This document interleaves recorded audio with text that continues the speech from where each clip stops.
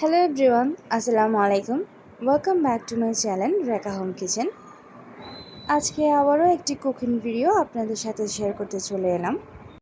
আজকের কুকিং ভিডিওটি হলো একটি ফিশ কারি রেসিপি, যেটি আমি কোনো ধরনের মশলা ব্যবহার করা ছাড়াই একটু চাইনিজ স্টাইলে তৈরি করে দেখাবো।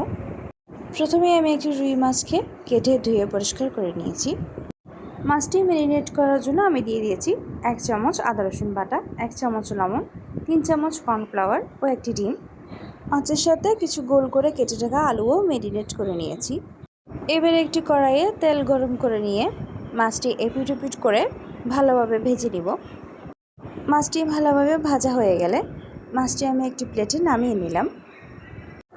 এরপর আমি আবারও কড়াইটিতে ম্যারিনেট করে রাখা আলুগুলো সুন্দরভাবে ভেজে নিব। আলুগুলো একটু ভাজা ভাজা হয়ে একটা সুন্দর কালার চলে আসলে একটি ছাঁকনির সাহায্যে আলুগুলো আমি নামিয়ে নিব। এবার আবারও কড়াইটি থেকে তেলের পরিমাণ কমিয়ে নিয়ে দিয়ে দিব কুচি করে রাখা আদা রসুনগুলো একটু ভাজা হয়ে গেলে আমি আলাদা করে আদা রসুনগুলো তুলে নিব। এবার তেলে সামান্য পরিমাণ মিশিয়ে দিয়ে একটি ক্যারামেল তৈরি করে নিব। সাথে অ্যাড করে দিব 2 কাপ পরিমাণ পানি এবং ভেজে আগে তুলে রাখা আদা রসুন।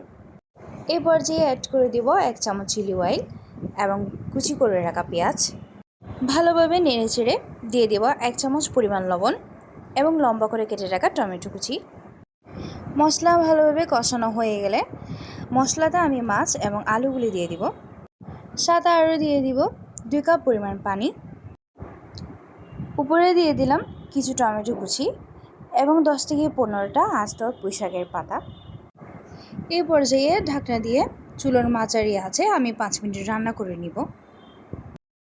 5 মিনিট পর পুঁইশাকের পাতাগুলো একটু সিদ্ধ হয়ে আসলে নেড়েচেড়ে দিয়ে দিব 2 চামচ পরিমাণ সয়া সস। সাথে আরও উপরে দিয়ে দিব পুদিনা পাতা কুচি। ঢাকনা দিয়ে চুলার লো আছে রান্না করে নিব আরও 2 মিনিট। সবশেষে উপরে দিয়ে দিলাম আস্ত 4টি কাঁচামরিচ।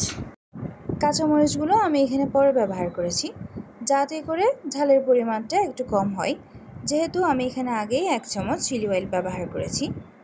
রেসিপিটি খেতে আসলে অনেক সুস্বাদু হয়েছিল। আপনারা ট্রাই না করলে সেটি বুঝতেই পারবেন না। আমার এই রেসিপি যদি আপনাদের ভালো লেগে থাকে অবশ্যই লাইক কমেন্ট শেয়ার করে দিবেন এবং অবশ্যই সাবস্ক্রাইব করতে ভুলবেন না।